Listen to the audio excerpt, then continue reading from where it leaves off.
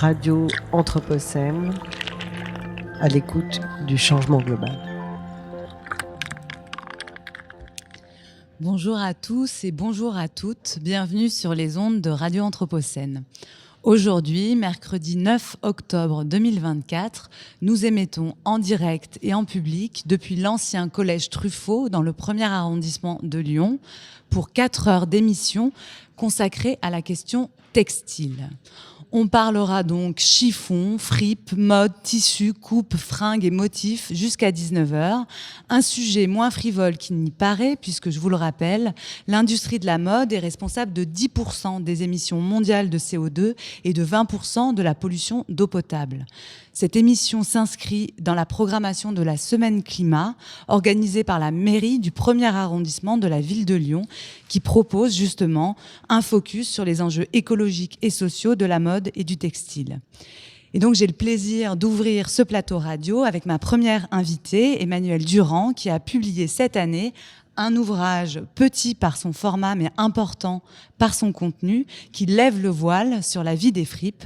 C'est L'envers des fripes, paru chez Premier Parallèle. Emmanuelle Durand, bonjour. Bonjour, merci de me recevoir.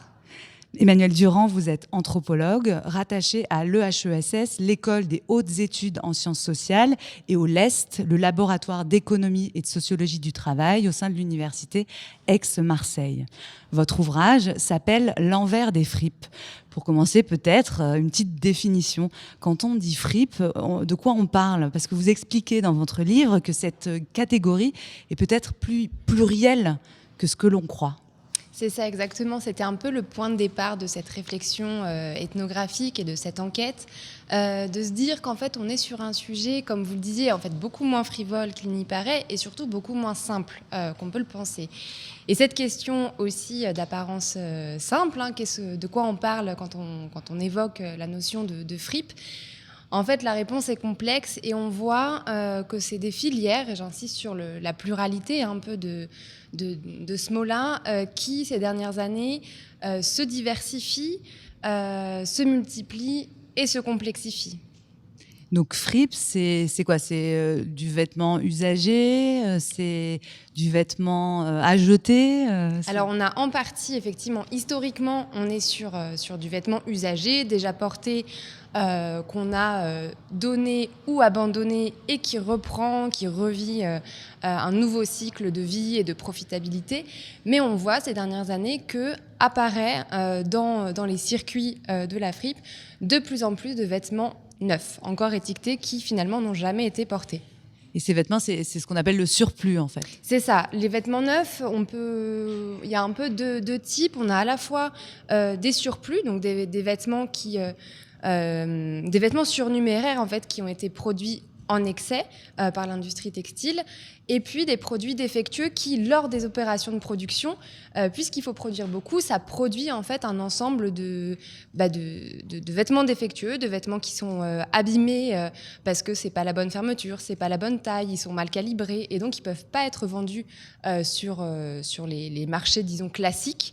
Et donc, les circuits de la fripe, du vêtement de seconde main, les accueillent et c'est pourquoi ils peuvent aussi être qualifiés de fripe.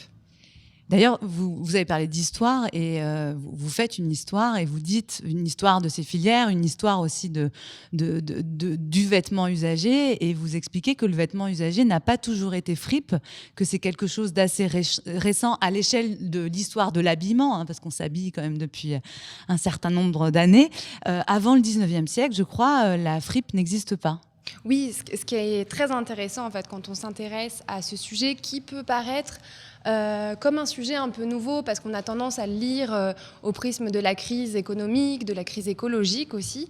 Mais on se rend compte quand on fouille un peu dans les tiroirs du passé que c'est quelque chose qui a toujours existé. On a longtemps en fait rapiécé, rafistolé, donc porté des vêtements usagés, si on prend cette définition-là, parce que la production textile était coûteuse, elle se faisait de façon artisanale, manuelle, etc. Donc il y avait une production qui était moins importante. Ce qui est intéressant, quand on fait ce détour un peu par l'histoire, on voit que ce détour, il est très bavard parce que on comprend que les lunettes à travers lesquelles on regarde aujourd'hui le marché du vêtement, mais plus largement le marché de la culture matérielle, hein, des objets, du mobilier, etc., où on va opposer de façon un peu binaire le neuf à l'usager, le neuf à l'ancien. En fait, ça, c'est une construction sociale et historique, puisque, comme je le disais, voilà, avant, l'objet durait toute une vie, il était rapiécé, rafistolé, réparé, etc. Et c'est au moment de la révolution industrielle du 19e que se crée en fait cette scission, cette séparation, cette binarité entre le neuf et l'usager. Et ça crée aussi des formes de marginalisation spatiale, évidemment, mais aussi sociale, et donc des formes de représentation symbolique qui sont relativement mauvaises aussi durant un moment. Oui, en fait, on est sorti avec l'industrialisation, aussi la démocratisation du prêt-à-porter. On est sorti d'une ère de la maintenance du vêtement où enfin, vous racontez, hein, on retourne le vêtement. Le vêtement, c'est pas seulement à l'échelle d'une vie, des fois c'est une génération, et on est rentré dans autre chose. C'est cette ère de la fripe, en fait, qui a un lien direct avec l'industrialisation de la production textile. Oui, c'est ça, parce qu'en fait, l'industrialisation de la production, elle permet une production en plus grande quantité et une production en série, en réalité. Et donc, le vêtement coûte moins cher à produire, donc il coûte moins cher aussi à acheter. On commence un peu comme ça à surproduire, pas dans des dimensions comme on les connaît actuellement. Mais ce qui est intéressant, c'est que du coup, il y a une requalification, non seulement de l'objet usagé, mais du geste aussi de la maintenance, du soin des choses, où on l'associe en fait pendant un moment, donc au XXe siècle en fait, en réalité, on l'associe à la pauvreté économique, parce que a priori, si on répare quelque chose, c'est parce qu'on n'aurait pas les moyens d'en acheter un neuf. Donc ça crée cet imaginaire-là du vêtement rapiécé qui va être porté par des classes populaires. Et on voit en fait qu'il y a des sous-cultures comme la culture punk, hein, qui s'en emparent comme un objet de revendication aussi contre la consommation de masse, etc. Et ce qui est intéressant quand on tire ce fil de la lecture des gestes de réparation, c'est qu'aujourd'hui, on a un renversement où c'est des gestes qui deviennent des outils un peu de la transition écologique. Et je pense au bonus réparation mis en place il y a un an par le gouvernement français. Et on institutionnalise ces gestes-là. Donc ça leur redonne une forme de valeur sociale quand même. Et donc ils sont regardés autrement, comme aussi un acte, une forme d'acte militant aussi, hein, de réparation, de maintenance, pour un monde qui dure un peu plus. Ce bonus réparation, vous pouvez nous en dire 2 mots ?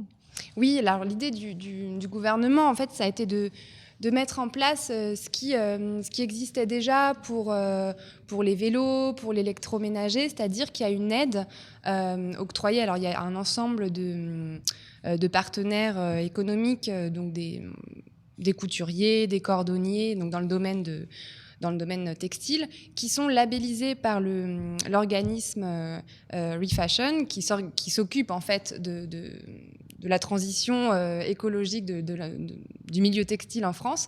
Et donc, quand on a par exemple une chaussure à ressemeler, on peut aller vers un cordonnier labellisé et on a une réduction en fait pour cet acte-là, parce que généralement, on est aujourd'hui dans une ère où les objets, et particulièrement les vêtements, sont produits de façon jetable en fait, et donc ils ne durent pas, et généralement on se retrouve un peu dans une situation un peu absurde où il va être moins coûteux de racheter quelque chose de neuf que de faire réparer. Donc c'était un peu un outil pour combler ce problème-là.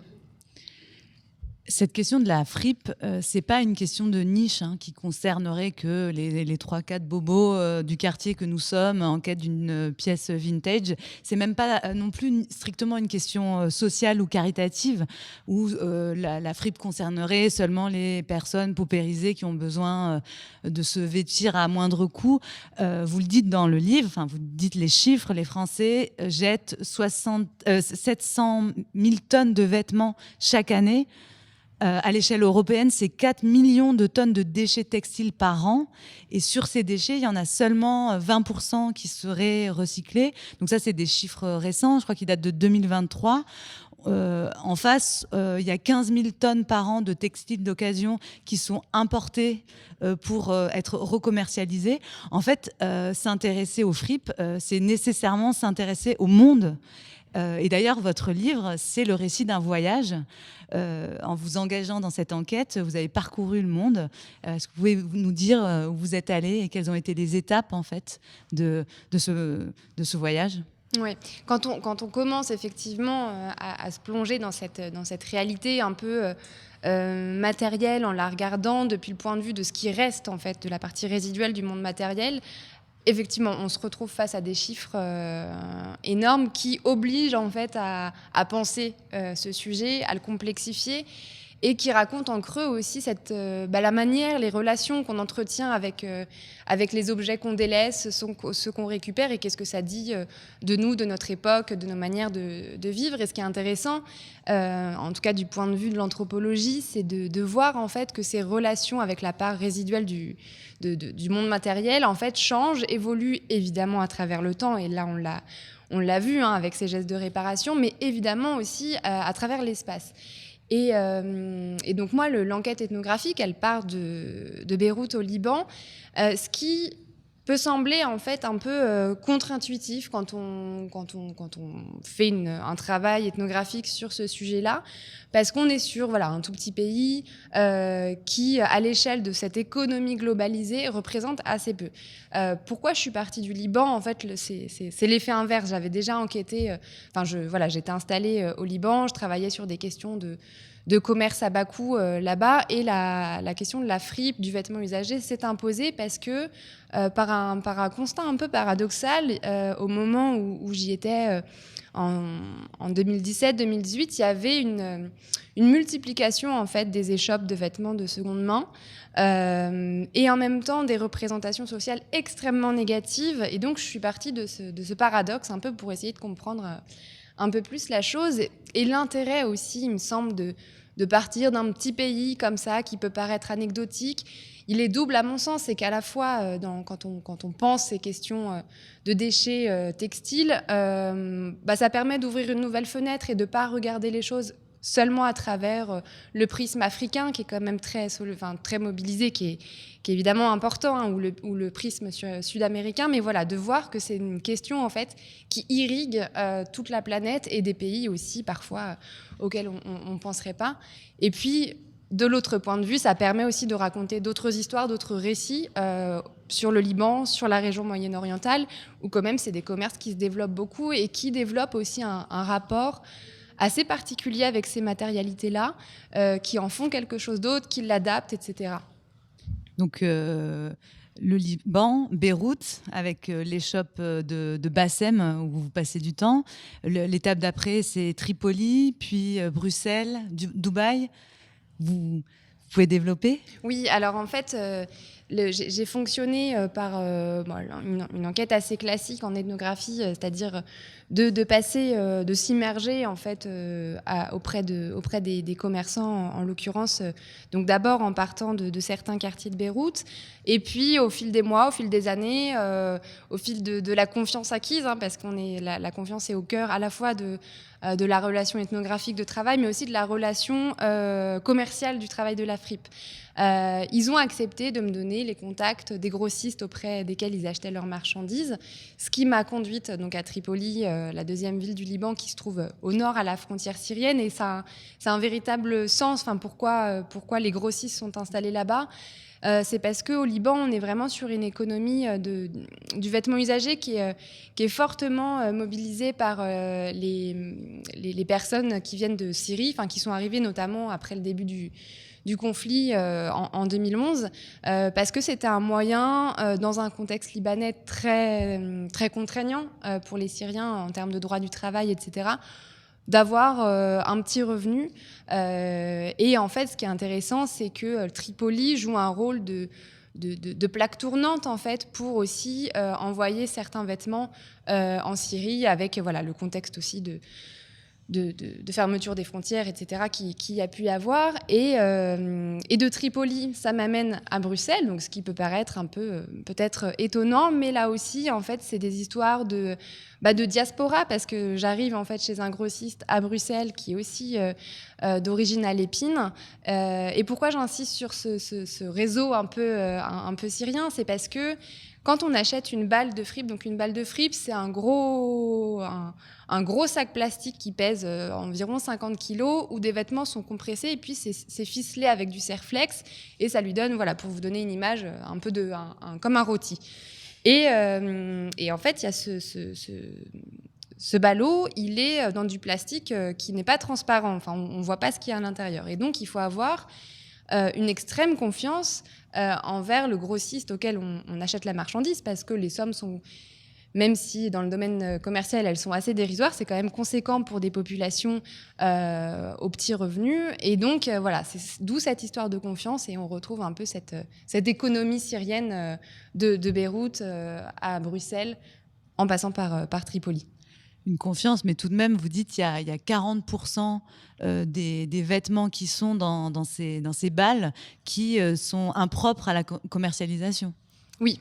Alors ça, c'est un gros enjeu de ce sujet-là. Alors c'est effectivement, il va y avoir ces formes de confiance qui se jouent, mais en fait, je pense que ce qu'il faut, la leçon un peu qu'on peut tirer de ces 40% de vêtements bons à jeter, en réalité, enfin en tout cas qui ne peuvent pas être recommercialisés tels quels au Liban, c'est en fait un effet, enfin, il faut le regarder, je pense, en miroir, et c'est-à-dire, ça interroge en miroir nos gestes à nous de don. Parce qu'en fait, ces balles de vêtements dont je vous parlais viennent alors là, j'en ai vu une, par exemple, au coin de la rue, les bennes de collecte qu'on trouve dans les rues, sur les places, sur les parkings, etc. Ou alors des dons qu'on fait en main propre aux acteurs associatifs. En fait, on a une évolution de ces filières-là parce qu'avec l'arrivée des plateformes numériques de vente entre particuliers, alors surtout Vinted, parce que Le Bon Coin est moins sur la question textile, mais Vinted est arrivé sur le marché français et connaît un succès très important. Et en fait, ça vient rebattre les cartes un peu de nos gestes de don parce que on va plutôt avoir tendance à essayer de revendre un vêtement qui est de bonne qualité, de bonne marque, dans un bon état, plutôt que de le donner gratuitement à une association. Et il se trouve que les associations se retrouvent face à ce défi de gérer non seulement une quantité grandissante de vêtements, mais aussi une quantité qui est de moins en moins bonne qualité. Et donc, elle arrive quand même à en revendre et à en redonner certains pour ses activités sociales et solidaires. Mais le reste, elle peut pas le gérer. Et c'est comme ça que ces vêtements-là, une partie, celle qui est de moins bonne qualité, arrivent sur ces filières qui se mondialisent et arrivent au Liban, où elles sont achetées, mais finalement ne peuvent pas être revendues et alimentent aussi des décharges urbaines qui ne sont pas seulement celles du Ghana ou celles du Chili auxquelles on peut penser. Il y a eu des images très fortes. Mais ces petites décharges un peu se dissimulent à travers la planète dans des territoires très différents. Et vous en avez fait en plus l'expérience immersive, vu que vous étiez dans une boutique associative rue de Maubeuge à Paris, et où vous observez ça, qu'il y a une tension entre... on serait passé du don au débarras, avec le même chiffre d'ailleurs, je crois, 40% de ce qui est donné qui est renvoyé. Oui, c'est ça. J'ai poursuivi en fait l'enquête. Donc la première en fait enquête qui m'a occupée durant 5 années, de 2018 à 2022, où j'ai remonté la filière depuis le Liban jusqu'à Bruxelles, sans jamais parvenir aux bennes de collecte. En fait, l'enquête n'a pas pu aller au bout. Et donc, pour une recherche qu'on appelle postdoctorale dans le milieu de la recherche, je me suis dit, je vais prendre la filière par l'autre bout, c'est-à-dire peut-être par le début de la chose, et donc partir des bennes de collecte. Et donc, pendant 1 an, j'ai travaillé en tant que bénévole dans une association parisienne qui récupère des dons et qui essaie de trouver des solutions justement pour faire face à ce défi très important, non seulement voilà, de la quantité énorme, mais aussi voilà, d'une baisse de qualité considérable qui les oblige en fait à se séparer d'un certain nombre de vêtements, et ils le font pas, voilà, pas avec plaisir. Mais c'est vrai que donc une des stratégies pour eux, c'était de faire le don sur rendez-vous, donc le don en main propre, c'est-à-dire que voilà, je vous donne mes vêtements, il y a un échange de regards, enfin voilà, un moment où on peut expliquer aussi à quoi servent les dons, quelles sont les consignes un peu de dons, parce que c'est un geste important. Mais bon, malgré ça, les vêtements sont d'assez mauvaise qualité, mais je pense qu'il ne faut pas... tout ça, ce constat, il ne vient pas blâmer le geste des particuliers qui donnent des vêtements, parce que c'est tout de même une bonne chose. Mais par contre, il faut voir là aussi en miroir la baisse de qualité considérable de la production textile, qui se fait à 90% avec des matières synthétiques qui ne durent pas.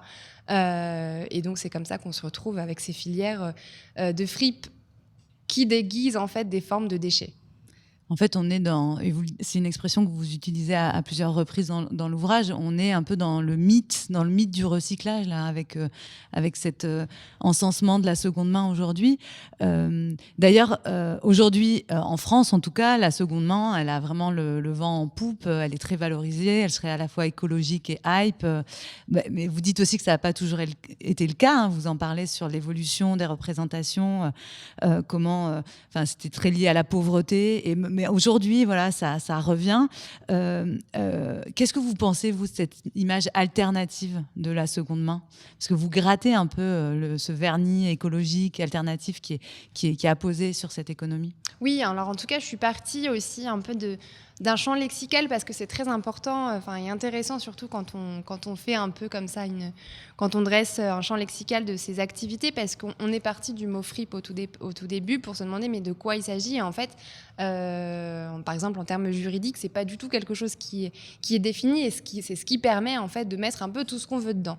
Mais c'est vrai que quand on élargit le champ lexical, on va avoir cette notion d'alternativité, de gestes écologiques, de choses vertueuses, etc.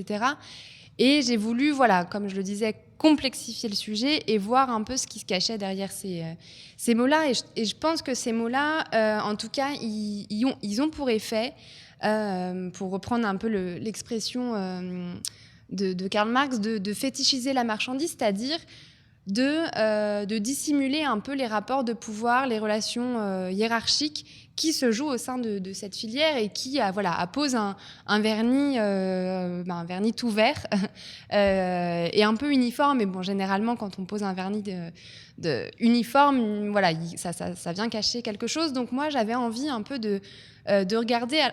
Je trouve que c'est des filières, une économie qu'on a souvent tendance à regarder depuis les deux extrémités. À la fois donc ces initiatives vertueuses, écologiques, etc., ce mouvement alternatif de consommation, et de l'autre côté, l'image diamétralement opposée qu'on regarde comme les méfaits en fait, de ces filières-là, c'est-à-dire les images des décharges dans le désert, par exemple, chilien. Mais entre les deux, il y a un grand vide, on ne sait pas vraiment ce qui se passe. Donc c'est sur ça, moi, que je me suis concentrée. Et quand on suit l'objet, parce que c'est comme ça qu'on arrive à cet entre-deux, on se rend compte en fait que c'est des économies qui mobilisent un certain nombre, une quantité considérable en réalité, de travailleurs et de territoires. Territoires à travers le monde par ces circulations vraiment globalisées. Et puis des travailleurs très multiples qui, et c'est là aussi je voulais insister sur ça, on a cette impression avec l'économie de la seconde main, de la fripe, avec cette idée-là que c'est quelque chose qui existait déjà. Donc on est sur une économie reproductive, certes, mais dans reproductif, il y a avant tout productif. Et moi, ce qui m'intéressait, c'était de montrer en fait qui sont ces personnes qui produisent la fripe, parce qu'entre le moment où on va donner son vêtement et le moment où il est recommercialisé, soit dans la même boutique, soit dans la ville à côté, soit à l'autre bout du monde, il faut quand même un tas d'opérations de tri, de conditionnement, d'emballage, de réparation, de lavage, etc. Et donc ça, c'est des hommes et des femmes qui le font, et dans des conditions qui sont parfois assez problématiques, et notamment sur la question du tri, qui est quand même le nœud de cette économie-là, où on voit qu'il qu'il y a des formes de dérive et des formes de délocalisation de ces opérations-là, qui sont très coûteuses en termes de main-d'œuvre. À Dubaï, c'est ça. À Dubaï, on passe c'est de ça. Bruxelles à Dubaï. C'est ça. Le grossiste en question que je suis délocalise de la banlieue bruxelloise à une des nombreuses zones franches de Dubaï, ce qui lui permet de rémunérer une main-d'œuvre qu'il fait venir du sous-continent indien, qu'il rémunère à très bas coût, avec des horaires de travail très extensifs.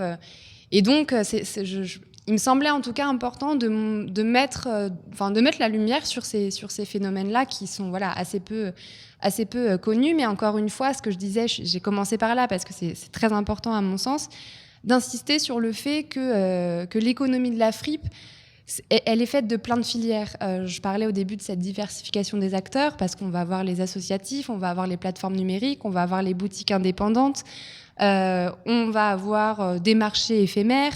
Il y a les brocantes, les vides-greniers qui rentrent dans ces économies-là. Et donc, on est sur des modèles sociaux, économiques et écologiques totalement différents. Donc, c'était vraiment cette idée de mettre de la complexité et de montrer que peut-être en mettant en lumière certaines initiatives qui sont problématiques, c'est encore là, par effet miroir, mettre davantage en valeur ce qui peut apparaître comme plus vertueux, pour reprendre un peu le lexique apposé à ces gestes-là.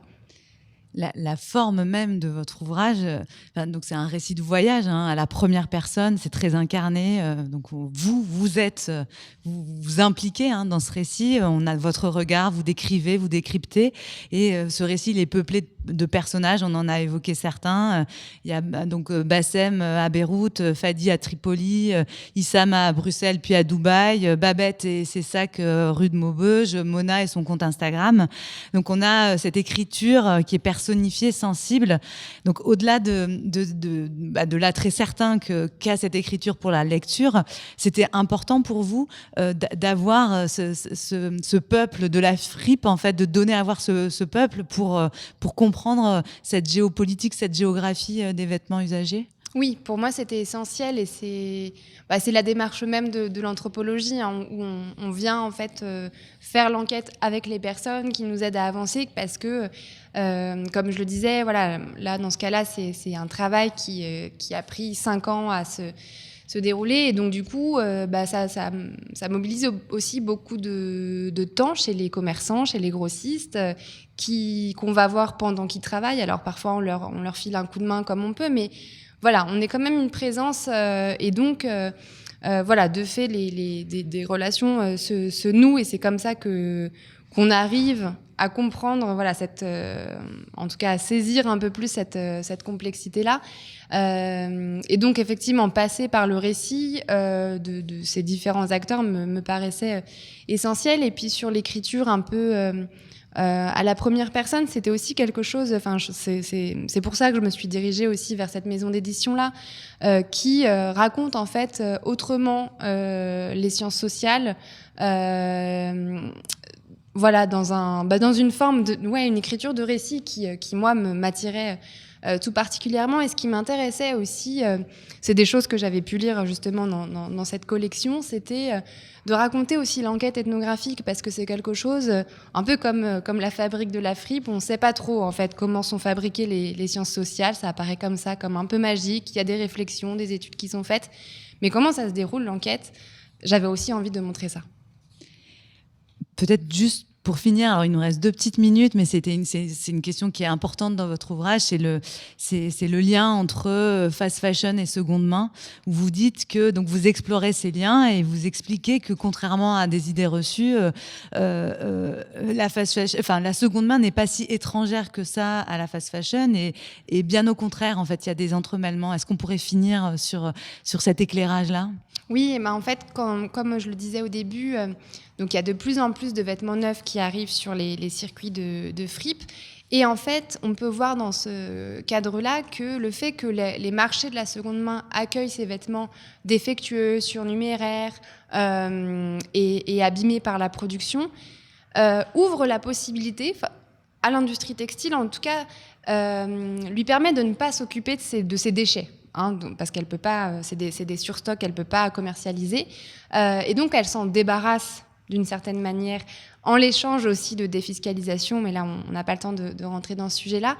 Mais c'est en ça qu'il y a des formes d'entremêlement en fait entre l'industrie textile et les économies de la seconde main, qui ouvrent de nouveaux marchés à l'industrie textile, qui sont assez intéressants pour elle, et en tout cas qui ne l'invitent pas à réduire sa production.